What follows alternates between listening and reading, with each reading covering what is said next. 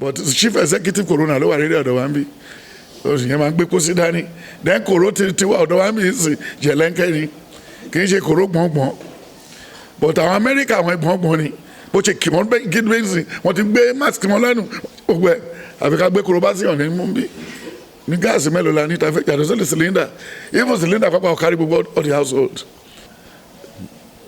ti kú sá. ó ní ẹni tó rí nǹkan yìí lọ́rọ̀ Nàìjíríà tó fẹ́ kú pẹ̀lú ẹ̀ o ọwọ́ ẹni tó ti sọnù ńkọ́ èló náà fẹ́ jí nínú owó corona tó lè fi ọjọ́ kan kún ẹ̀mí wọn. He must know how to control his mouth. He's not a prophet, he's not a doctor, he's not anything. You know what I'm saying? And Nigeria is bigger than everybody. When you are called to serve, let the people give you the credit. Well done, sir. But Nigeria will never wait for well done, sir. They will be telling us we done it well. It's well, okay. And they've stole your money. And they're telling you the job is well done. Do you know, I use black pepper, red onion, then turmeric, and alligator pepper. I use it to heal 76 Americans, Nigerian living Americans. And they are improving on daily basis. And they said they didn't have cure. Do I need to tell them? Do I need to tell them what the Lord revealed? When we're telling you how to repair the hospital, you refuse. Will I tell them? Look at my...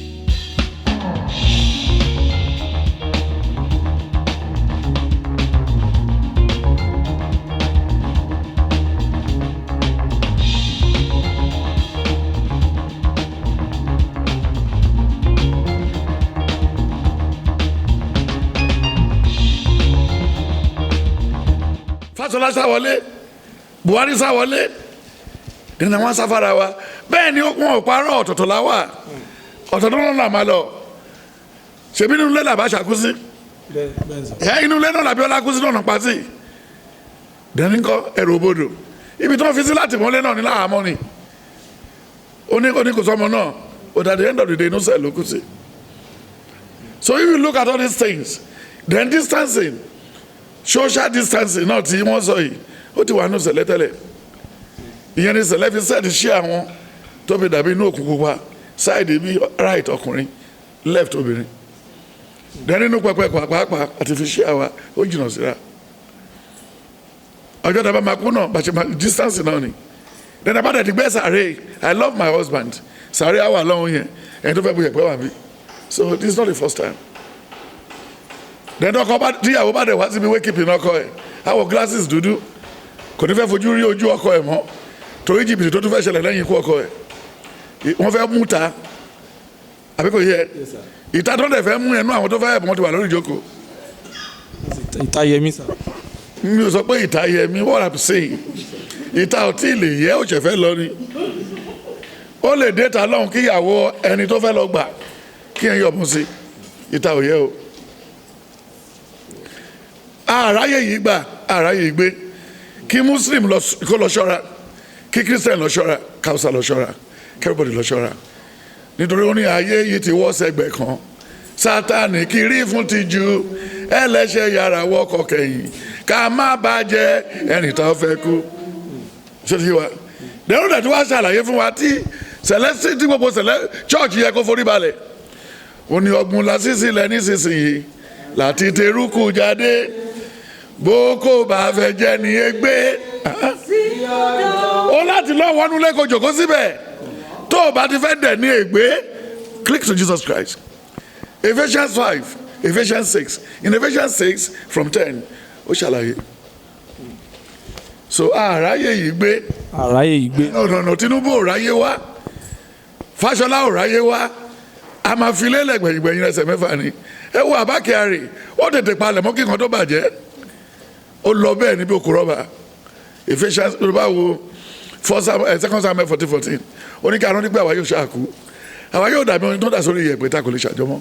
Then Psalm 49 from verse 10 to 16 ó ṣàlàyé ó ní ikú yóò jẹun lára wa death will feed on us. Wọ́n náà ti ṣílẹ̀kùn tí Àbá Kyari tì ọwọ́ ètò ṣílẹ̀kùn tó tilẹ̀ kọ́ ló máa ṣì ìgbéraga nìyẹn àìmọye àwọn tó kú síbi iṣẹ́ ó ní when beggar died there is no common sin. When beggar died no common sin. Gbogbo àwọn tí ò níyì ní Kánò tí corona pa wọ́n ti gbé àwọn tẹ̀sán wọn ni kò yéèyàn.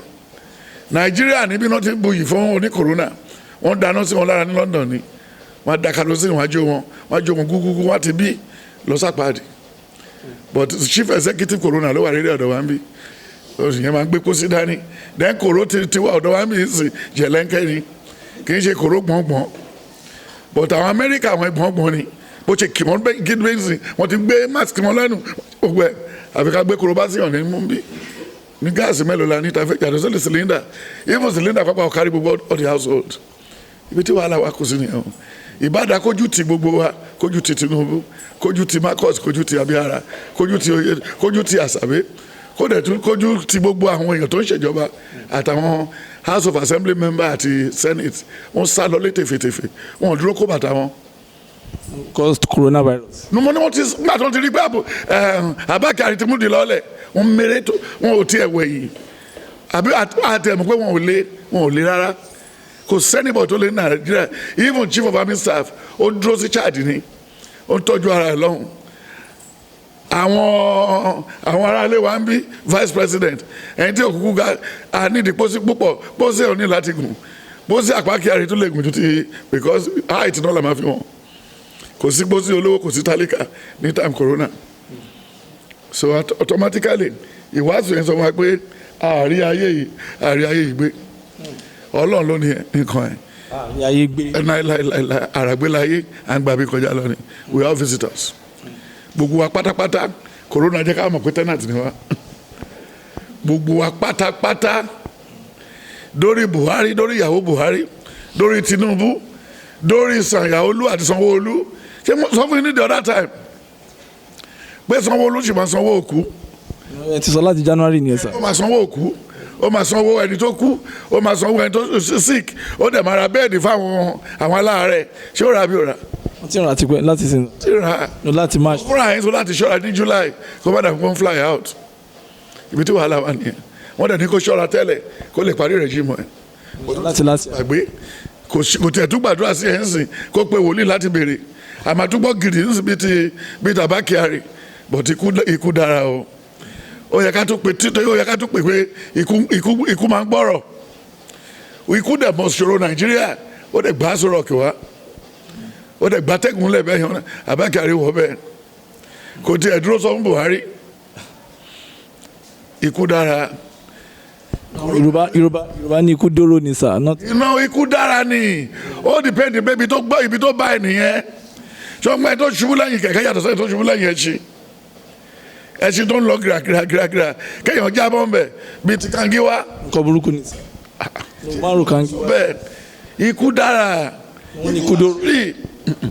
ikú dára ikú bàṣírí lọ́dọ̀ yín ni ikú ti lè dóró ikú ò kì í dóró kí ló kan ikú pẹ̀lú oró ó kó dání nàbójú sí yàn. wọ́n ní ikú dóró ọba ní bàṣírí sá. ọba fúnra ẹ̀ tó bàṣírí náà níbo ló máa gbẹ̀yìn ẹ̀ níbo lọ ní ọ̀fífẹ́ wa èyí kí fáìbọ̀ yìí ṣètò wá jẹ. wọ́n ti kú sá. ó ní ẹni tó rí nǹkan yìí lọ́rọ̀ Nàìjíríà tó fẹ́ kú pẹ̀lú ẹ̀ o ọwọ́ ẹni tó ti sọnù ńkọ́. èló náà fẹ́ jí nínú owó corona tó lè fi ọjọ́ kan kún ẹ̀mí wọn. Article already, it has been written. When you look at the book of Proverbs 4, 6 to 10, Proverbs 3, verse 15, 16, 17, then Proverbs 1, from verse 18 to 24. Then go to 20, Ecclesiastes 4 and 5. Only enjoy the only wife you marry in your lifetime. Because you soon, can you read that for me? Ecclesiastes 5, from verse 4 to 10. Only fi ayọ̀ bá ìyàwó kan tó fẹ́ nígbà ayé rẹ̀. Ó ní torí pé kò sí ète kò sí èrò kò síbẹ̀ ni pé à ń ṣe any constitutional conference ní ibojì the grave where I am going you are going abakari left. Yeah, 5 from verse 5, then 6 from verse 1 to 5. Chapter 5, chapter 6. Chapter 6, verse Yes. Ní abẹ́ ọ̀run. Ó ṣọ̀pọ̀, ó wọ́pọ̀, ó pọ̀, so rampant. Ó ṣọ̀pọ̀ láàrin àwọn ọmọ ènìyàn. Tí Ọlọ́run fi ọrọ̀, ọlá àti ọlá fún. Tí kò sí nǹkan tí ó sì kù fún nǹkan rẹ̀. Nínú ohun gbogbo tí ó fẹ́. Ṣùgbọ́n tí Ọlọ́run kò fún un ní agbára àti jẹ nínú rẹ̀. Ṣùgbọ́n àwọn àjèjì ènìyàn ni ó jẹ́ asán ni èyí. Àrùn búburú sì ni. Àrùn burúkú sì ni. Bí ọkùnrin kan bá wà. Bí 100 ọmọ. Yes. Tí ó sì wà ní ọdún púpọ̀. Yes. Ó bẹ̀ tí ọjọ́ ọdún rẹ̀ pọ̀. Tí ọkàn rẹ̀ kò sì kún fún ohun dídára. Yes. Àti pẹ̀lú tí a kò sì sìnkú rẹ̀. Tí a kò sì sìnkú rẹ̀ dáadáa. Tó jẹ́ corona ló gbé òkú ẹ̀. Ó ní ó wá ní òkùnkùn. Ó lọ ní òkùnkùn náà máa fi borúkọ ẹ̀ mọ́lẹ̀. Ó ní ọmọ ìṣẹ́yún ó ló sàn jùlọ. This is sad, sir. Kọ́ síbẹ̀ ó má jẹ́ kó dùn ẹ́ ju bí wọ́n ṣe kọ́ bí wọ́n ṣe máa ń gbọ́rọ̀ gbà mí bẹ́ẹ̀ pé ó wá túfọ̀ fún yàn ni. Ẹni tó ṣiṣẹ́ ẹni tó lọ́lá tó kó ọ̀rọ̀ jọ kókò máa jẹ wọn mu wáìnì àti oúnjẹ. Tó ń sọ yìí. Wọ́n dẹ̀ wá di pé wọ́n tún jí pósí lọ sí. Túkà lọ sísàlẹ̀. Nítorí pé lásán ni a wá ó sì lọ ní òkùnkùn ni a ó sì. Fi bo orúkọ rẹ̀ mọ́lẹ̀ tó bá ti bo sàárẹ̀ mọ́lẹ̀ kí ló wà nù ẹ̀ ṣé mọ́lẹ̀ wà bẹ̀. Òkùnkùn tó ṣe fluorescence nínú sàárẹ̀ rí ni. Ó ṣọ̀wọ́n sà. Ó dẹ̀ gbá tó dì bẹ́ẹ̀ pé òrókù rí ṣe bí ayé ló wà pàtí Abacha kú kí ni ìyàtọ̀ Abakari àti Abacha agbayin ni sad note náà ni Abakari kẹ tó ń wò bí Àmọ̀tẹ́kùn ẹni tí inú ẹ̀ ò dùn rí he is not a happy person àdàfẹ́ ẹni tí inú ẹ̀ dùn mọ́ ní Nàìjíríà jẹ́ bó ṣe rí nìyẹn àráyé gbé o àráyé gbé àtọ̀ àráyé gbé ìkọ̀kọ̀ ẹyọ kan ló ti ṣọ̀kalẹ̀ just common coronavirus o dẹ̀ rí nǹkan táwọn ọmọ Israẹli face nígbà tó wà lóko ẹrú 9 plague ló sọ̀kalẹ̀ plague tiwọn 9 ẹyọ kan ló ti wáyé o èèyàn ti sáfìyàwó lẹ̀ sílé o dẹ̀ tó wá jogun ló wá bẹ́ẹ̀lẹ̀ ńkọ́ tó ń bèrè Biafra tó ń bèrè Yorùbá kingdom tó ń bèrè Odùduwà kingdom àwa náà là máa ní kankan tá a fẹ́ jẹ yìí a fẹ́ lọ ṣe Odùduwà kingdom ṣé a fẹ́ forí lọ́nà Abẹ́òkúta ni nípa fẹ́ lọ sí Dahomey a fẹ́ fẹsẹ̀ lọ sí Sierra Leone ni àbí bàbá Pascaline lè gbé Pascaline láti bí dé Benin kò gbé sórí kò gbé sí bàṣẹ. ló máa rẹ̀ wọ́n ní sá. wọ́n máa sọ́ọ̀lẹ̀ lọ́nà wọ́n bí mi wàhálà ò tí ì dé o ẹ má jẹ́ kó dogun oní tó bá lè dìjà kó dìjà tó bá lè dogun kó dogun kí jẹ́rú eléyìí o àní ẹ̀mí wa ò gbé ẹ wo 6 weeks ojú wa ti wọnú bẹ́ẹ̀ tó ń bẹ́ sí sùn. Àwọn yóò sùn lóru ní sàwọn àwáwá boys 1 million boys disturbing all the communities. gbogbo ẹ. wọ́n gba fóònù pẹ̀lú POS. ṣé wọ́n kà wọ́n tó pé 1,000 ni abẹ́kan sọ bẹ́ẹ̀ ẹ kọ orúkọ wọn lẹ̀ ni. 1 million boys. wọ́n fi yẹn gbé wọn lárugẹ tó bá jẹ yín lẹ̀ fún wọn tó bá kọjá lórí ẹ̀ wọn ò sí mọ́. oògùn ò tí ì sínú eléyìí àkànṣe àti ń wo oògùn tá a máa jù sí corona ni o. So my brother àráyé gbé o Sir, really starting the whole thing, sir. I'll look at your book because we'll be looking at all the Revelation books from at least 2013, 2014, 2015, 2016. But in 2016, you gave a prophecy on the health sector. You said the health sector has not been performing excellently well because all the past presidents and politicians normally take their family members abroad for treatment and never bothered about the masses' health. For this reason, they never provide necessary equipment needed in the hospitals. The population is too large for the numbers of doctors available in the hospitals. Since the Western treatment cannot really go round, it is imperative that the government should empower the herbalists or tradomedical doctors who use herbs to cure illness, since the number of populace is more than the required medical doctors.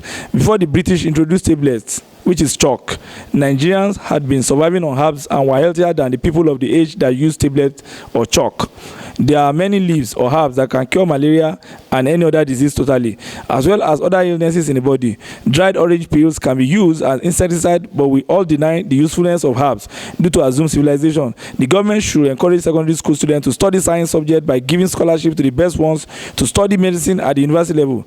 People like Bukola Saraki doing Okupe, Mamura graduated as medical doctors but never practiced, and they all went into politics to cause havoc in the country.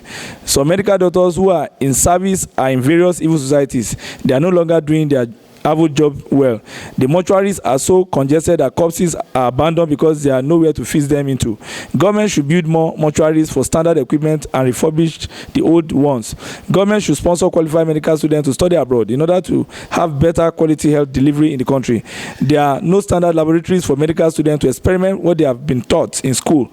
This is why the rich fly abroad for treatment at every instances. For this reason, government needs to act fast and provide necessary things needed in each health sector and health center in Nigeria. General hospitals for safety of lives and healthy living. Government should reduce the fees of medical students in universities so that the less privileged people who are brilliant and have passion for medicine can do the course. JAMB contributed negatively through the quota system, which encourages high cutoff mark in the south and low cutoff mark in the north. Nigerians need more medical doctors this time because the rate at which people are dying is too rampant. Government should recruit more qualified and sound-minded teachers and lecturers to teach physics, mathematics, chemistry, and biology, so that the nation can produce qualified medical doctors. Government should send matrons of hospitals for medical courses in India, America, and other Western countries. Accident and emergency centers of each hospital need to be well equipped with standard drugs, ambulance buses, and helicopters, because that is where the survival of people brought into hospital starts. Politicians make education difficult for the children of the masses by not providing necessary trains awarded to them as contracts. They train their own children in private schools from primary school to the university level.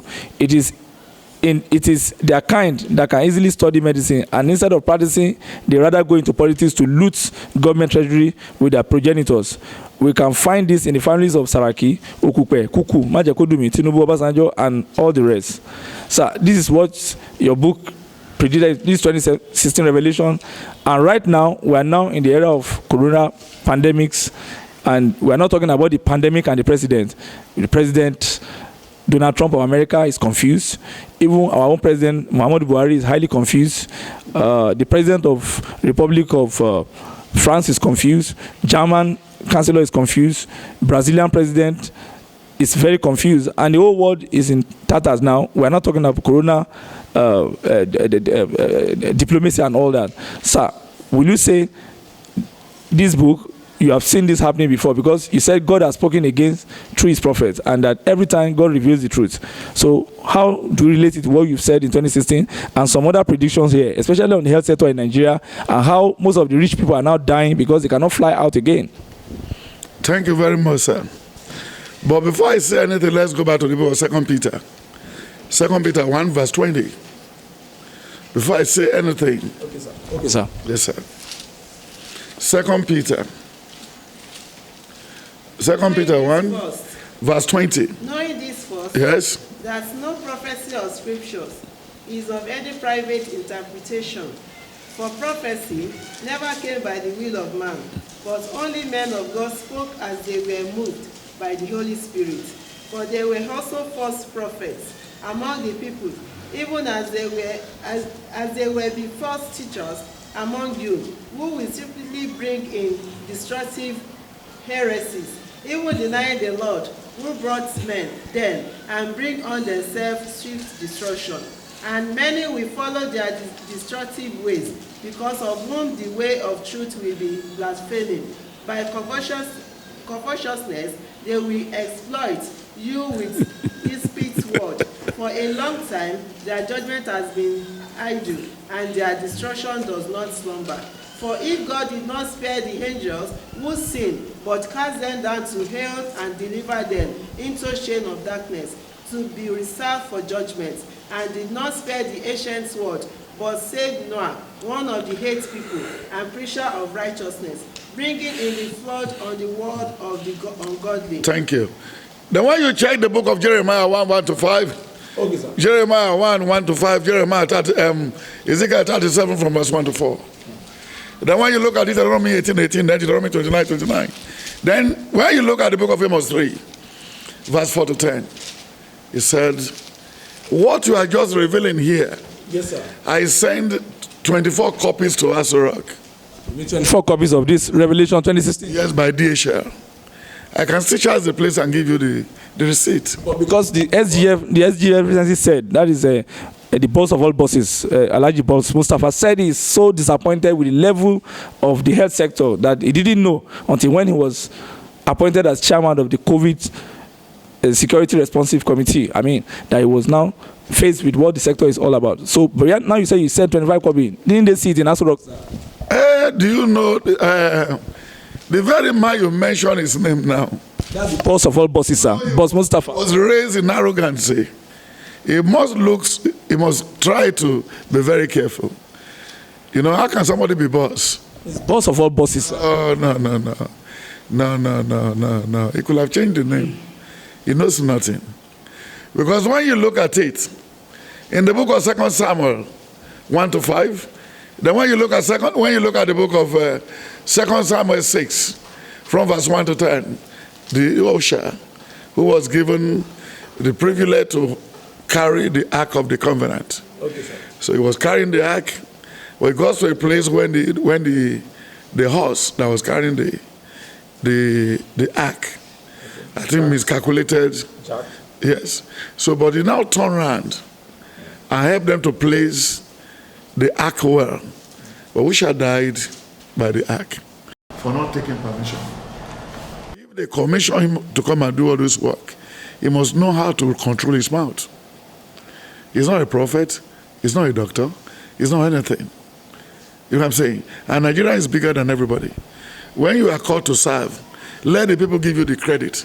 Well done, sir. But Nigeria will never wait for well done, sir. They will be telling us we've done it well. It's well, okay. And they've stolen your money. And they're telling you the job is well done. Because when you are running a 100-meter, a race, you will get to the end of the other, when you get to the end of the track, yes, sir, somebody has to pick you up and raise up your hand and say, this is number 1, first. The other people will clap for you. But I've never seen somebody who made first before, clapping for himself. Because I ran 100-meter, 200-meter, relay race, high jump, and soccer. We take the collective glory together when we win a trophy. They will greet the coach, from the coach to what? To the club owner, from the club owner to with the players. So Boss Mustafa has to change his name. These are the bad names that they need to do affidavit for. You know, nobody heard about him until they brought him there. And even in Kaduna, somebody said they were born to rule. All these are very abusive words. You cannot see all this one in America. You cannot see anyone all this one in the what? In a civilized country. Who is boss? God is boss. God is the only boss. He's the owner, he's the controller, he's the author and the finisher of our faith. God is boss. Nobody can be boss. Don't start with that at all. Because we're going to raise my temper. Yes, I was just talking about the health sector. Look at it. The health sector size. Even the latest one. Yes, because there was a confusion between the Minister for Health and Abakari. Yeah. The man said he has already been smelling some trouble coming. Then they have to make available some money. Yes. So that they can get prepared. The way they attack Ebola, so it could be easy for them to do again. Because we should thank Goodluck Jonathan. He has a little credit in that. He respects life. But this very one, it's not Buhari that did not respect life. But Buhari was raised with the cows and the camel. So he shares, his government shares cow more than human being. I think means the cow from the north, from Zamfara, from Kano, that is having Ebola or this COVID. By now they have got cure for it. The Hausa could have been running around everywhere. But human life has no meaning to them. Yeah, I was so surprised for Buhari to lock himself inside. Even I was so surprised for Abakari, they've been taking him everywhere, even to Cuba. Coming in with the ambulance after his death. Even seeing some blood inside where they put his head. Do they beat him to death or they sue his head? Because you know when a liar is cooking his soup, he will be telling you he used 200 Maggi. Don't worry. You know he has stolen his money. He's making the food for people. But at the end of the day, let the message come that the soup you are preparing this morning is for you and your family. You know, I made one sermon the other day. Yes, sir. It's just about Abakari, a man who worked in NNPC for 80 years. He used a driver for 30 years. He used his cook for 30 years. Everybody was old with that job they're doing. But whenever the man went to go and buy fuel, the driver will steal money. But the man will not know. Then the vendor will just keep some money to himself. He won't collect those papers complete. He will say, no, guy, I know your guy's not home. But the cook never changes hands. The way he's preparing all the dinner, the dishes and everything, every day. Then the man said, I'm going back. I'm retired now. I want to be living with my children abroad. Then he gave them 50 million each. He said they should go and look for land and build a house.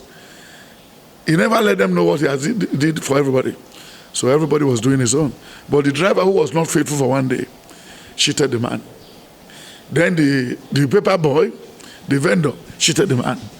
Then the driver, every one of them cheated. Except the cook.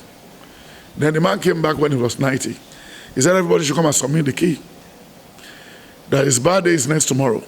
But there's an award he wanted to give some people. Then when the man now said, thank you all my domestic staff. You helped me raise my children, you helped me do all these things.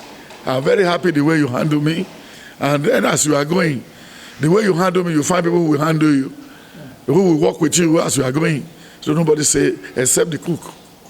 Then later he said, for your information, all the Western Union I sent for you to erect a building for me. Those house belongs to you. May the Lord bless you. Enjoy your new life. Enjoy your new house. Enjoy your these things. Then the driver fell down. What happened to him, sir? He lost his breath. Is it? Because he was dazed. It was half of the money he used. It was the beach side rubbish property, materials that he used. He never knew. Because he was even telling everybody, oh, guy is a millionaire. Why is he helping me to build? Why is he telling me to help him build a house? And he wanted to go and retire. Let me go and start building my own too. So he was using what is meant for one. He divided it into two. He was building another house again on the way to Abakuta. He has not roofed that.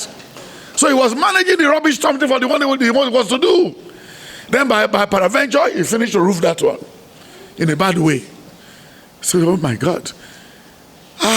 It means I've harmed myself. He said, how do you harm yourself? But the house, you paint the house is fine. He said, no, it was all rubbish material that I used to build. I said, but where? Go and manage it. Then go. Then the cook said, oh God, thank you very much. Because I knew the way I'm doing good before. I know good has to follow me one day. Good follow me and good follow me now. The good that you meant to follow me will follow you, your family. God bless you, Sam. Then he now brought his family to come and greet his boss. Then here comes the vendor. When the vendor came, he said, Oga has been given the key back. He said, come on, Lord, let him. He let him call my way phone. He let him call on my way by phone. Wait. Foundation, you deep to. Òun ti lọ ra lẹ̀ sí area Ẹ̀pẹ́ torí tó bá máa lé òun tó bá dẹ̀dẹ̀ lọ́la owó pension wọn á fi bẹ̀rẹ̀ ọ̀gá ní kò sí pension mọ́ pé ilé yẹn ni pension wọn Ibi tí wọ́n ti sọ̀rọ̀ kò ju 3 days. Atẹ́gùn gbé orí ilé lọ. Ohun téèyàn bá fúrúgbìn, òun ló máa ká. Wo Abba Kyari, ó yẹ kó kọ́ wa lọ́gbọ́n. Then he was telling the minister that I will use my company to do the procurement. That one said it's not possible. That we are going to buy oxygen, buy this, buy that. He said, no. He said, okay, for you not listen to me. He blackmail and blacklist the minister. There's something that they were or something like that. Why you read? No, they were before the Okay, the other Yoruba. So then he now jettisoned the man. That if there's anything he wanted to buy, they should call it, he should liaise with the minister for Greek. We want to buy something for a human being. You say I should liaise with a Greek person. Oh my God. We never knew that Abba Kyari was a bad person, a sadist, a useless person, a man who did not know his left from right. Even they're supposed to go and check all his certificate. Maybe he was not the one that wrote those things he said he has. Even it was later we knew that even his wristwatch is more, the money they used to buy one of his wristwatch is more than what the senator will get for a year. Then at the end of the day, the Lord now put wire on his nose, just like hook, inside his throat to pull him to one of the hospitals in Lagos. But when they got it, what we have there cannot take care of Abba Kyari. Then they move Abba Kyari, then back to Cuba. Cuba has their trouble for the past 40 years. About 80 years. America has jettisoned them. They were only managing what they have. And when they bought the man, they said, okay, we will help him finish the man. And they help us finish. Because in the sermon here, in February, yes, I said those people disturbing the peace of Nigeria will not go through to the end of June. Yeah, you said that. And even Abba Kyari, they never allowed Buhari to even breathe at all. We go before the end of April. And he left. He left. Because when you look at Jeremiah 1, he said it. And when you look at Amos 3, 4-10, he said, God will never do anything without revealing to a prophet. But Nigeria refuse. They refuse to listen to the word of prophecy because they believe money can do everything. Even Tinubu now is talking to the Alafa. Do you remember Second Chronicle 18:18? He said, from verse 10, he said, I'm going for presidency. He said, go and summon me all the prophets. They've summoned 400 prophets. But Ahab said, we only left one prophet that we have not called. Then they went to go and call Micaiah. And when Micaiah came, it was all, Micaiah said, sir, I saw the war, but you never come back alive. He said, oh my God, but I told you that he will never say something good. Second Chronicle 18, from verse 16. Now Zedekiah, the son of Kenai, had made horn of iron for himself, and he said, thus says the Lord, with this you shall go the Syrian until they are destroyed. And all the prophets prophesied so, saying, go up to Ramoth, Gilead, and prosper, for the Lord will deliver it into the king's hands. Then the messenger who had gone to call Micaiah spoke to him. Micaiah spoke to him, saying, now listen the word of the prophet, with one accord encourage the king. Therefore, please let your word be like the word of one of them, and speak encouragement. And Micaiah said, as the Lord lives, whatever my God says, I will speak. Then he came to the king, and the king said to him, Micaiah, shall we go to war against Ramoth, Gilead, or shall I refrain? And he said, go and prosper, and they shall be delivered into your hands.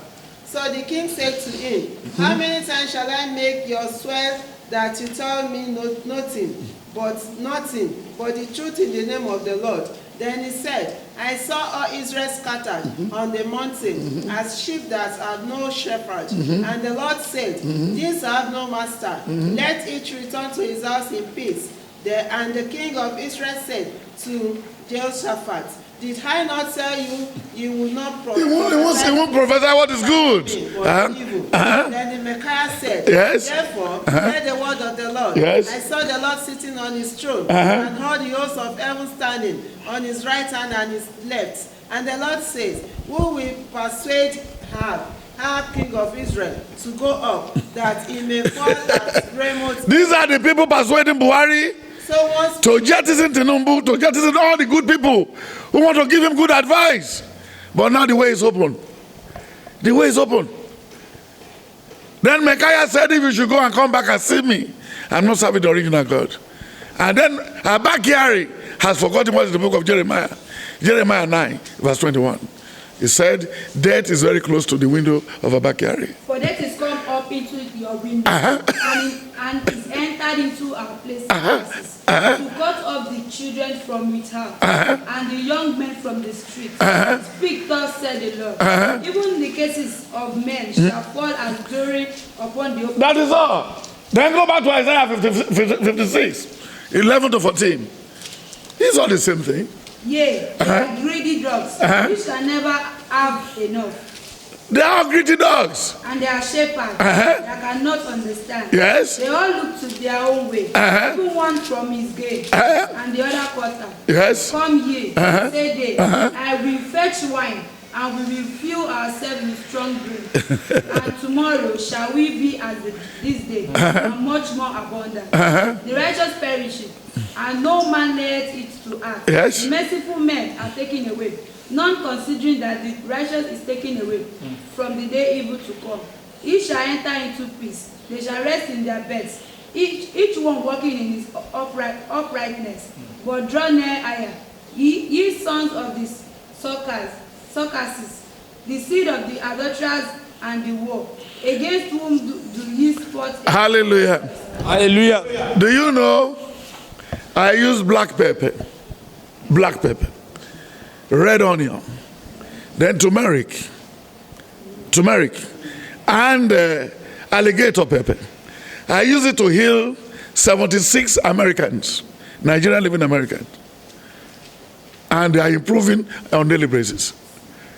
And they said they didn't have cure. Do I need to tell them? Do I need to tell them what the Lord revealed? When we're telling you how to repair the hospital, you refuse. Will I tell them? Look at my members. Do they look at somebody they lock in? No, sir. Do they look at the people that are sick? We can still be here for another 2 years. Nothing will happen.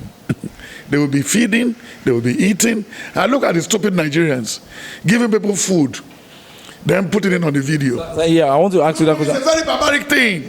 When you look at the book of Matthew 6, he said, whatever the right hand do, don't allow the left hand to know about it. Take heed. Then when you look at the book of Matthew 10 from verse 28, and from verse 26 down, the story of the Good Samaritan. Who are they? What do they spend? What do they spend? And look at even the speaker of the House of Assembly. No, he gave bread to people. Writing his name on bread. So shameful. Can you do that in America? Can you do that in London? What type of human being? Is he a bus conductor before? No, they said was. Who is giving me the advice? He was into meat selling. Sir. Yes, that is it. The humble beginnings, sir. He said, don't be afraid of the humble beginnings, sir. Sir, this is not humble. This man is out of his senses. He's out of his way. I don't know how they bring all this mechanic to come and govern us. Recycled human being, reketi human being, who do not know their left from their right. They gave bread. Do you think I can write my name on bread? Or come on, bread for you. What wahala to am now? Koto bread it am to am sonu. Want to speak am bread.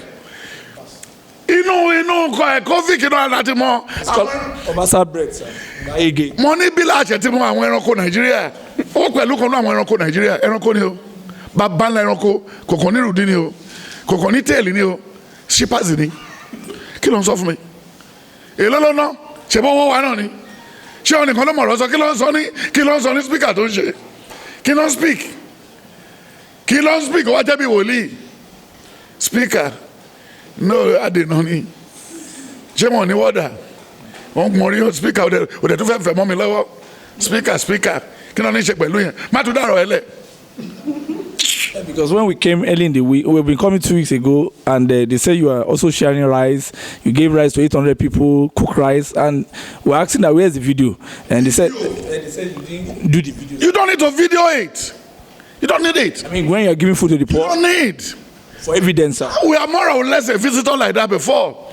àti tálíkà bẹ́ẹ̀ rí náà àti yá àgbàgbé ni ṣebí táìmù Awólọ́wọ̀ wọ́n máa fún wa ní kọ́ọ̀pù Awólọ́wọ̀ ṣíbí àtike wọ́n ya fídíò wa ni that was 1965 1970 wọ́n fídíò wa ni àbí ìkọjá ààyè ọ̀rọ̀ wa dàbí olójú kan tó lóun fẹ́ ṣe VP tí èlùbọ́ tó bá ti gbọ̀n sójú kan tó kún kọ́ ṣé o tún lè ka speech àìdójú kan yọ lẹ́nu tó lóun fẹ́ contest as vice president of the country tí sọ́dọ̀ sí bá gbọ̀n sójú kan tó kù ṣé kò parí afọ́jú tó lóun enjoy Sunny Adé aṣọ wo ló wọ̀ ló ń gbọ́ rí Sunny Adé lóun enjoy yẹ ẹni tó bá fẹ́ Sunny Adé sílé ńkọ́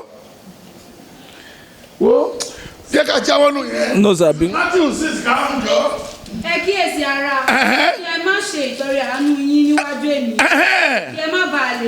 kí ẹ má bàa lè rí ìyìn bí ó bá rí bẹ́ẹ̀ ẹ̀yin kò ní èrè lọ́dọ̀ bàbá yín tí. ṣé wọ́n mọ eléyìí. A lot of pastors who did it, even celestial people don't put. Ní ìdí ariwo. Put Indomie, sir. They are sharing Indomie. Kì í ṣe oúnjẹ wèrè ni wọ́n. Indomie is not food. Wọ́n làwọn pè káàkiri ní celestial iná ni sir. Àtàwọn míì ní Pentecost. Báwo ni bí wọ́n bá pààyè celestial dá? Church tó ń ti dálẹ̀ láti 1947 ó pín Indomie. Wọ́n bá pín Global people. pín gàrí. Wọ́n bá ti di gàrí àtẹ̀pá ó tún page Indomie. Ìdí àwọn èèyàn yẹn máa yọ ṣúgà náà fún wọn. Sẹ̀lẹ̀ pín Indomie níbo ló ti túbọ̀ yẹn kẹ́. Global Parish ni sir. Sure. Then some of the Pentecostal pastors too, they were doing it is on the television. They donate bus and donate equipment and they were videoing it, sir. But is it? You've said it's not biblical, sir. So Matthew 13 from 10. Mi ò mọ bí tó ti rí tiẹ̀ wọ̀nyí gbọ́. The disciples came. Ẹ jẹ́ káàkiri Yorùbá kó gbọ́. Àwọn ọmọ ẹ̀yìn rẹ̀ sì tọ̀ wá. Wọ́n bí i pé Yes. èṣe tí ìwọ fi òwe bá wa sọ̀rọ̀. Ó sì dáhùn wí fún wọn pé ẹ̀yin ni a fi fún láti mọ ìjìnlẹ̀ Ọlọ́run. ṣùgbọ́n àwa ni a. Àwọn tó ń sọ̀rọ̀ ń pa wọn ò fún wọn. Àwọn ni a kò fi fún.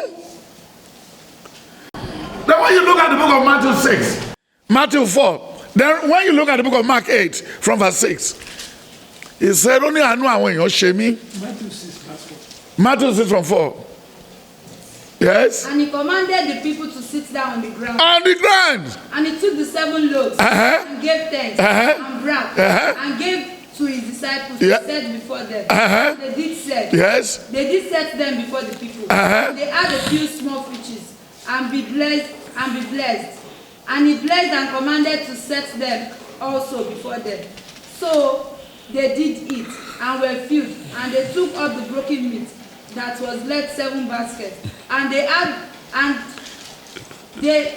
that had eaten were about 4,000. Hallelujah. How many people fed 4,000 amongst them? That is the man that has no job. Jesus òṣìṣẹ́ ìjọba ó mú nǹkan tó ní ló lò. He used what he has to sort the problem that is in the front. That's the Holy Spirit. Then ibi tí Jésù ti bẹ̀rẹ̀ sí lọ́ta nìyẹn o. Gbogbo àwọn tó sọ oúnjẹ wá síbi kánífà yẹn, tó ń ṣe mọ́ínmọ́ wá, tó ń ṣe dọ̀kúnú wá, tó ń ṣe kókó wá, tó ń ṣe búrẹ́dì wá. Gbàtà àwọn pépè ti jẹ wọ́n kàn yan jáde lọ́ntì wọn ni. Kí ló ṣe Jésù àbí Jésù ti yí lórí kẹ̀? Wọ́n ní Jésù yí lórí o. Ẹ ti jẹun náà ní gbogbo aláti jẹun. Àtẹ̀tún nílé tó tún ṣẹ́kù wọn níyè. Ṣé búrẹ́dì Ọbaṣá nìyẹn? Ṣé búrẹ́dì Ọbaṣá ni Jésù fún wọn? no, sir. No, Ó fẹ́ fi campaign ni. No, sir. Nàìjíríà kì í ṣe nǹkan fún yàn lọ́fẹ̀ẹ́. Nàìjíríà kì í ṣe nǹkan fún yàn lọ́fẹ̀ẹ́. Bọ́n ṣiṣẹ́ lọ́dọ̀ wọn tó ń bá fẹ́ràn ẹ̀ wọ́n sì máa bá ẹ̀sùn kan tó lọ. Dẹ̀ tí wọ́n nìyẹn. Wọ́n ṣe kàn fẹ́ o. Bí Nàìjíríà ra kan wá fẹ́ tó tíyàwó tẹ́nìyàn kan bá kú tọkọ ẹ̀ kú. Tí Nàìjíríà kan bá wá ń kí tó wá ń kí ọjọ́ kan ló máa wá láago 3 òru. Á ní kan tó ń kó àyàn kì í ṣọ̀fẹ́ o. Àbí kó dùbúlẹ̀ kó sì dilẹ̀ bí mẹkáníìkì. Ẹ jọ. A lot of them, even the palliative measures, a lot of politicians now turn into political gimmick. They started putting their number, their pictures, and they're putting branding. Asabe the same thing wọ́n bá ẹ sọ ó máa tẹnu mọ́rọ̀ jù. Kíni yóò jẹ́ tẹ́wọ́gbà kò wá okay. Jesus, when you look at the book of John, the book of John 2, from verse 1 to 5. And in the third day, there was a marriage in Canaan of Galilee. ṣé Jésù fi orúkọ ó fi fọ́tò ẹ̀ sí wáìnì yẹn ni? No, sir. aláwọn bíbù yìí ò mọ Ọlọ́run. ṣé bọ́ọ̀ náà fi fún wọn fún ọlọ́kàn balẹ̀ pé ká má lọ church? wọn ò bìlí pé miracle lè ṣẹlẹ̀ láti church. àwọn Adébóyè ti fọ́ lójú, Abíára ti fọ́ lójú, wọ́n jọ ń jẹun lọ́tẹ̀ẹ̀lì ni, wọ́n jọ ń dàpárá. ṣé ara nìkan tó lè wá bá mi ṣe yẹ̀yẹ́? No, sir. No, sir. máa fi Bíbélì pa. I will use Bible quotation to make you run mad. ṣé àyè wà tí wòlíì gbúdọ̀ fi máa ṣe yẹ̀yẹ́? àbí kó ṣàgbèrè àbí kó lu jìbìtì? nígbà tí wòlíì bá ṣàgbèrè báwo ló ṣe fẹ́ kúrò ń bẹ̀? ẹnu ọjọ́ mẹ́ta ni mo tún gbọ́ pé Joshua Tèmítọ́pẹ́ lòun lọ rí òkè. Yes, sir. We are coming to that. òun lọ sórí òkè. ṣé èèyàn ló ń lo ẹ̀mí abẹ́mi ló ń lo yàn? No, sir. Prophet Joshua said that the corona is going to go March 27. But when the Holy Spirit didn't make it come to pass, he now went to Rio. You know, there's a proverb that if the mountain cannot come to Muhammad have to go to the mountain. He now went to meet God. Okay, sir. Don't worry, láti bá Olúwa sọ̀rọ̀ nípa COVID-19, sir. ṣé o mú fóònù ẹ̀ dání? Wọ́n gbé cameraman àti cook àti bodyguard àti gbogbo ẹ̀ dání, sir. Àti ẹni wọn àti Bible, sir. ṣé ó yàtọ̀ sẹ́mi mímọ́ tí wọ́n fún mi yìí? wọ́n láwọn lọ bẹ́ẹ̀ mi mọ́ jagun ni lórí ọ̀rọ̀ COVID-19. ó jagun. ẹbí kọ́ lè mú wá sí parí wọ́n lọ kígbe sọ́lọ̀ lọ́rùn sà lẹ́yìn ìgbà tó ti predict pé ó máa lọ ní March 27 tí ó dẹ̀ lọ sà tó yẹ pé ìjọ yẹn gan ni Boris Johnson gan ní títí ẹ̀ ní London sà so he was confused sà. ẹ̀wọ̀n lẹ́yìn mọ́ bí gbàdẹ́ mi mọ́ parọ́ fún àwọn sà so he now went to he said the Holy Spirit maybe confused him or something. It was a misunderstanding sir. Because the same man lost house in September 2014. The house collapsed and killed a lot of people, and he was not able to see it. So that something bad will not happen now, he has to go to the Europe. My brother, Joshua Temitope is a jester. You say he's a comedian, sir? Omo jester. àwọn tó máa ń ṣe tó máa ń káṣọ sí kébé tó máa ń ṣe kẹ́ríkẹ́rí tó máa ọmọ kẹ́ríkẹ́rí. mo ti rí wọn rí ní pátì sà ní Ìwó and some other places sà. wọ́n tó máa jó kiri kó tó bẹ̀rẹ̀ eré ìtàgé tó ń pẹ́ tó bá ti fẹ́ lọ ṣe ní skul kan wọ́n á sì máa kọ́ máa lùlù kiri ẹ wá wo bàbá sàlá bọ̀lẹ̀bọ̀lẹ̀ bàbá sàlá gbàǹdìgbàǹdì àbí kò máa ń gbọ́. those days sà. so wọ́n á kọ́ bú bàbá sàlá ń ta wọ́n á bu káàkiri bàbá sàlá gbẹ̀ndùgbẹ̀dù ikùn bí ọ̀yà ikùn bí awótúbọ̀ so nígbà tí wọ́n bá lọ àwọn èèyàn fẹ́ wá wo gbẹ̀ndùgbẹ̀dù yẹn ṣùgbọ́n tí wọ́n á débẹ̀ wọ́n rí pé bàbá sàlá ò gbẹ̀ndùgbẹ̀dù but wọ́n ti san owó tíkẹ́ẹ̀tì wọ́n ti wọlé wọ́n ti mú wọn. ṣé orí Joshua Temitope àṣẹ máa bá sọ̀rọ̀ lù yìí ó ń bojú wa jẹ́ he is not part of the prophet he is not a prophet I told you in the last interview. He's not a prophet. Ṣé bẹ́ẹ̀ àbúrò yín òjò ni? This man that lives here, ọmọ nǹkan tó gbẹ̀yìn yín òjò náà. Gbogbo nǹkan tó ń wájọ wọ̀nyí, a prophet is born but not trained. Jeremiah 1, can somebody read? Ṣé ọ̀rọ̀ ẹ̀mí náà là ń gbé pílò fún? Àti ẹni là ló ń gbé lọ sórí òkè pílò àti ẹni àti Bible ńlá. Sẹ̀lẹ̀ bí Sẹ̀lẹ̀ ṣe wà dàárọ̀ yìí, if anybody went on trance in Celestial Church, we are going to hold a whole 7 candle and put the wax on the person's the back of his head. He won't feel it. That means the person is on trance. The God can use you at any time. But for you to know, is it the Lord that asked him to come to that place, or he just want to leave the house, or he feeling ashamed of himself, or he want to make a name on the blog? Because maybe he want people to know, he want to be relevant again. The social media everywhere, sir. It was not on my phone, no. You know, I'm not a social person. So what really happened? We should help him in prayer. He was mentally derailed. He should come and land the job here. He should come down here. Let me train him. I started before him. I've been doing this since 1971. Since 1971. He should come here, let me train him. But the prophet is born, but not trained. Then when you look at that Jeremiah, what he said? ọ̀rọ̀ Jeremáyà ọmọ Ikaya. Ọ̀kan nínú àwọn àlùfáà tó wà ní Anatoti ní ilẹ̀ Benjamin. Ẹni tí ọ̀rọ̀ Olúwa tọ̀ wá ní ìgbà ọjọ́ Josiah. Ọmọ Amoni ọba Juda. Ní ọdún 13 ìjọba rẹ̀. Ó sì tọ̀ wá pẹ̀lú ní ìgbà ọjọ́ Jehokamu. Ọmọ Josiah. Ọba Juda. Títí dé òpin ọdún 11. Mordecai ọmọ Josiah. Ọba Juda. Àní dé ìgbà tí kó Jerusalem lọ ní ìgbèkùn ní oṣù 5. Nígbà náà ni ọ̀rọ̀ Olúwa tọ̀ mí wá wípé kí èmi kí ó tó dá ọ ní inú èmi ti mọ̀ ọ́ kí ìwọ kó sì tó ti inú jáde wá ni èmi ti sọ ọ́ di mímọ̀ èmi sì yà ọ́ sọ́tọ̀ láti jẹ́ wòlíì fún àwọn orílẹ̀-èdè èmi sì wí fún ọ pé Olúwa Ọlọ́run sáà wò ó èmi kò mọ ọ̀rọ̀ sọ nítorí ọmọdé ni èmi Olúwa wí fún pé má wí pé ọmọdé ni èmi ṣùgbọ́n ìwọ lọ sọ́dọ̀ ẹnikẹ́ni tí èmi ò rán sí àti ohunkóhun tí èmi ò pàṣẹ fún ọ ìwọ ò sọ má bẹ̀rù níwájú wọn nítorí èmi wà pẹ̀lú rẹ láti gbà ọ́ Olúwa wí láti náwó rẹ̀ ó fi bẹ ẹnu mi láti wí fún mi pé sáàwó mi fi ọ̀rọ̀ mi sọ ní ẹ̀mí. Hallelujah. Elias. Omoye ọmọ ọlọ́mọ tí Joshua ti kiss ni. Omoye ọmọ ọlọ́mọ tí Joshua ti disfagin ni. Omoye àwọn tí Joshua ti pa lórí ọ̀rọ̀ cancer àti oríṣiríṣi àtomi ìdọ̀tí tó ń bò fún wọn ní omi tanwiji tó ti ń bò fún wọn láti bí 30 years or 25 years. Lẹ́yìn àṣetò wá gbé ráìsì lé wọn lọ́wọ́ kan máa lọ́lé then a tún lọ máa jálẹ̀ kù a lọ kàn máa mú medical record àwọn òyìnbó tó wá a máa fi jíṣẹ́ níta gbangba àìmọye ìgbà tó ti lójó máa rọ̀ tó ẹ̀ pọ̀rùn ló ràn ẹ̀dẹ̀ṣẹ̀ wá ní ọgbẹ́ ní ṣebí wòlíì ṣebí ṣẹlẹ̀ ni ẹ́ o ti jẹ́ tó ní mo lọ rí òkè ni. No sir, no sir. mo tó wà ń bí lọ́jọ́ kan tó ti Stephen Keshi tó ń win the Cup of Nations. Yes sir. then tó ń bèrè lọ́wọ́ mi pé ìsàjànàkú àbó fẹ́ kí Jèmí Tọ́pẹ́ yìí kú ṣé o fẹ́ kó kú ni ṣé o fẹ́ kí ìdájọ́ kí ìdájọ́ dé sá ni. náà ni ṣé o fẹ́ kó kú. kí ìdájọ́ tètè dé sá. ẹ jọ béèrè má tún béèrè ọ̀rọ̀ Joshua tèmi dẹ́pẹ́ lọ́wọ́ mi mọ́ ọmọ oríṣi tó ṣẹlẹ̀ ṣé o pé bó ṣe béèrè wọ àti kí lorúkọ bọ́ọ̀ì tó ṣẹlẹ̀ yẹn tó wá síbí lọ́jọ́ yẹn. ó ti pẹ́ sá. tó ń ṣe kílẹ̀ ó ti pẹ́ bọ̀ tí wàhálà ṣẹlẹ̀ tí o ní àjànàkú ń perform lọ́nà tí mo béèrè lọ́wọ́ pé àjànàkú ò kì í ṣe wòlíì. wọ́n ń lo mọ́tò ńláńlá bọ̀gìnì gbà. àjànàkú ò kì í ṣe wòlíì pé eégún ni then gbogbo yín bẹ̀rẹ̀ sí pariwo mo ní òkè within these 3 months tí àjànàkú bá jẹ́ wòlíì kí Ọlọ́run mú mi sọ́dọ̀ ẹ̀ then tí àjànàkú ò bá jẹ́ wòlíì káṣírí ẹ̀ tó kó dẹ̀ kú ó kù. wọ́n kọ́ 6 sá. Gbẹ̀ngà. wọ́n gbé wọn káàkiri ni mo sọ sá. bọ̀ tó kú. wọ́n sick for some. kọ́lọ̀ ń kọ́ yẹ̀yẹ́. wọ́n lè rìn dáadáa ni mo sọ sá. wọ́n gbé wọn káàkiri. wọ́n ràn ẹ̀tì mi ní sọ́rí kan tẹ̀mí sọ. at the end of the day mo tún pè yín pé ṣe tó bẹ̀rẹ̀ àjànàkú wọn lẹ́ẹ̀bẹ̀rẹ̀ ẹ̀ mọ́. only Saul among the prophet why is he prophesying?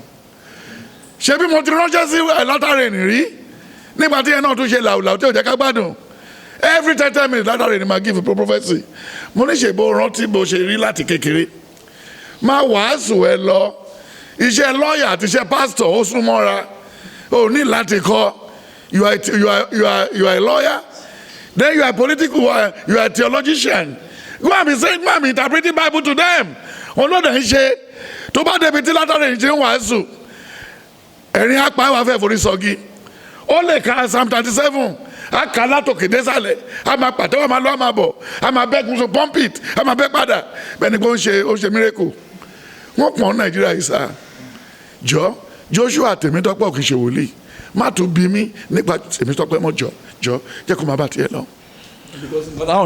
láìsí náà ó máa kàbùkù ó ń bojú wa jẹ́ Joshua ń ṣe kí ni ó ń bojú wa jẹ́. That's the problem. Then eléyìí tó tún sọ pé. There was a problem too because Amokachi also came out that the footballer is on his that he went on his altar for many years, he didn't get miracle. Ẹsẹ̀ tó ń dùn yẹn ṣe ń dùn. So that was why we came and people say we should ask you that. I mean, people like if Amokachi can come out and say he didn't get miracle, that he was under pressure, he was turned to houseboy in the synagogue. Ó báyé Amokachi jẹ́ gbogbo owó Amokachi ló jì. Even the plane too. Mo ní gbogbo ẹ̀ ṣé bí àní sórí Gbẹ̀ngà báwo ló ṣe fẹ́ sọ fún afọ́jú pé ọjà Ṣàngó ti stop pé àwọn èèyàn ti tán lọ́jà tó bá sọ fún afọ́jú ṣe àgbà. They might believe so. nígbà ṣùgbọ́n tó bá dúró títí tí ò bá ti gbáriwo tí ò dẹ̀ sẹ́ni tó tún kọlù á ní nǹkan tó sọ dà kó fẹ́ ṣe lẹ́yìn ìgbà tó bá máa tẹsẹ̀ mọ́rìn kò ní rọ́kọ̀ mọ́ torí ó fẹ́ òun ló tún gbẹ̀yìn lọ́jà kí ló dẹ̀ fìyà jẹ nítorí pé kò ríran sórí ìlú yìí ṣì máa da a máa ti kọ́pọ́n wọn mọ́ṣẹ́ tiwa mọ́lẹ̀ ṣé wọn pé àṣẹ anybody àdẹ̀fọ́gbọ́n wọ ẹ̀wọ̀n láì jẹ́ pé wọ́n lù wá o wọ́n ní ká wọlé bẹ́ẹ̀ ni pé wọ́n fi nǹkan sẹ́nu ni o àdẹ̀ wọlé tàdébóyè ò tàbí ara ò tó di ẹni tí ò tètè wọlé pàápàá wọ́n fi ìbọn ti wọlé ẹ wọlé kẹjọ kó síbẹ̀ ṣe rí i pé ní kò sọ́pọ̀ lọ làákàyè ti lọ nǹkan tí òye tí táwọn onífá yẹ kó gbé tó bá jẹ́ pé ifá wà nílùú yìí ifá tó ń gbójú léyìn ẹjọ́ pé tó bá máa pé ọ̀ní ọ̀fìfẹ́ ń sìn wọ́n ní onírìṣà náà ọ̀ní rẹ̀ yìí ni ó yẹ kó ti gbé fáàlẹ̀ ṣé ifá ò sọ kankan ṣá ṣé ifá ò sọ kankan nípa kòró. No, the Oni said that there is a medicine for it. ọ̀nà yìí ṣé ifá sọ kankan nípa. mi ò rò pé ifá ti rí wà holiday sir. ifá silent. Okay. Ifá silent lórí ẹsẹ̀. tí ifá bá jáde ní táìmù yìí ẹsà tí ifá bá jáde corona mú. I can't believe it sir. ẹsà tí ifá bá mistakenly gba wrong way jáde ẹni tó gbé wẹ̀yìn dání òun kọ́ ló máa gbé délé kì í ṣe pé ifá fẹ́ fa ewé yẹn yà lọ́wọ́ ẹ̀ ṣùgbọ́n tí ifá bá ti pa ẹni tó gbé bàṣẹ́ àsórí níbo ni bàṣẹ́ àtún lọ. Ìjábọ̀ ni sir. ìyẹn lèmi sọ eléyìí tó ń ṣe wàhálà yìí pàápàá orí mi ò súnmọ́ ó sùn mọ́júmọ́ mo bẹ̀rẹ̀ sí ní gbàdúrà lójoojúmọ́ ni Olúwa jọ̀ọ́ o má jẹ́ ká kúkú ọ̀wọ́wọ́ bíi tàwọn Brazil má jẹ́ ká kúkú ọ̀wọ́wọ́ bíi ti Britain ojoojúmọ́ ṣe ni mo ń làágùn because ẹ̀mí wa ò gbúdọ̀ bọ́ ìyà yìí ti jẹ wá jù gọ́fìmẹ̀ntì fìyà jẹ wá bàbá fìyà jẹ wá àwọn gọ́fìnà wa àwọn olófo èèyàn ni gọ́fìmẹ̀ntì jìnnà fún sí wa even rice wọn gbé wá kò yẹ ká gbà lọ́wọ́ wọn oògùn lè wà nú ẹ̀ ìjọba ò kì í ṣọ̀rẹ́ wa ewo bí tó ń lọ dúró sí l'Àbújá kí ló kàn tó wá látọ̀ rẹ̀ pẹ̀lú Àbújá wọ́n ṣẹ̀ wá wọn olódó ráìsì méjì wọ́n kọ covid sí lára wọ́n ti ń retí àìsàn yẹn tẹ́lẹ̀ ni ṣé wọ́n ń retí ẹ̀ wọ́n ṣẹ̀ wá da ídómì wọ́n wá da bí mẹ́rin síbẹ̀ fẹ́ni tó ti ní jàdíjàdí tẹ́lẹ̀ nígbà tí wọ́n á gbé tó ídómì lé lọ́wọ́ tó ń sìn wọ́n lórí ẹ̀ ti tán red ó ní bó ṣe wá ni wọ́n kàn tọ́nà sí wa lórí ẹ̀ wọ́n fẹ́ dọpọlọ wa rú bí ifá red wọ́n ló ti kọ́ 32 ta ló bá wọn regulate ẹ̀ mọ́tẹ̀ ló kọ́ 200 kí ló fẹ́ ṣe ẹni tó bá fẹ́ mú kúrò ládùúgbò sí ló fẹ́ mú kúrò títì ẹ bá le jù tó bá ti lè mú ẹ má jẹ́ kó tọ́nà sórí ẹ o because nígbà tá àmọ́ iye tó fẹ́ mú lè dé wọ́n lè tọ́nà irú ẹ̀mí tó bá tọ́nà sí mi wọ́n lè ní mo ti dín fún debt no ṣèbí wọ́n ti wá mi ti pẹ́ then ibi tí wọ́n dẹ̀ ti tọ́ kí ní sórí mi ní France everywhere tí mo go scot free mo lè dé bí àgbúdọ̀ sá fún wọn ó ní ká fọgbọ́n bá wọn ṣe then Romans when you look at John 8 from verse 10 then when you look at the book of Matthew 10 from verse 55 to the end then when you look at the book of Luke 24 Luke 23 you see everything is there so my brother eléyìí tó wá yìí ó wá fi yé wa wípé àráyé wá ojú ti olóògùn ojú ti pásítọ̀ ojú ti babaláwo ojú ti baálé ilé mi pàápàá wọ́n ti fẹ́ fọ́hóró ẹkùn ẹ̀ nígbà tó yẹ pé ilẹ̀ ò tí ì ṣú wọ́n ní ṣé wọ́n ní ká wà nílẹ̀ kó máa ṣe mẹkáníìkì lára mi ni àbò sick wàá rọ ọmọ tí wọ́n máa fi covid kì í bí ò bá jẹ́ àwọn ọmọ ìhànà torí wọ́n ṣe kó wa wọnú ilé òye mi wọ́n kàn palẹ̀ wa mọ́ bẹ́ẹ̀ ni pé èèyàn lọ fi ṣe àṣepatí àbí kò yẹ ẹ̀sà téèyàn bá lọ school àmọ́ táwọn tó máa graduate téèyàn bá lọ ọbẹ̀ kan àmọ́ táwọn tó máa ṣe tán wọ́n dẹ̀ palẹ̀ wa mọ́ àwọn méjì kan ṣé Abíọ́dún lẹgbẹ́ mi ṣé Sanwó-Olú lẹgbẹ́ mi ọba àlùpàpà dẹ̀ títà kíjokíjo kọ́fì kì í máa lé o ó lè jàjẹ́ lọ o wọ́n bá ṣe sáré tẹ̀lé ra wa láde àdẹ̀rí nǹkan tó ń lé wa. wọ́n kàn àwọn ní káṣá máa wo tẹlifíṣọ̀n ká máa wo tẹlifíṣọ̀n bẹ́ẹ̀ ká máa wo iye òkú tó ń lọ.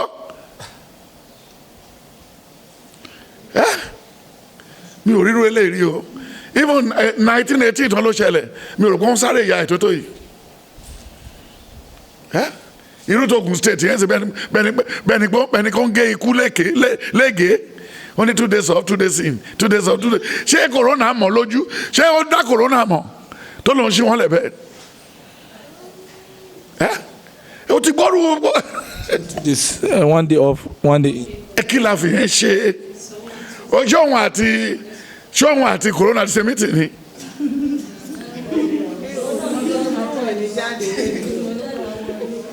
ṣé wọ́n jọ ṣe mítì ni ká máa ṣe àkàrà dábàrà ní láàrin ìlú yìí. ayé yìí ti fọ́ká sẹ́gbẹ̀ẹ́ kan ó ti fọ́ká o.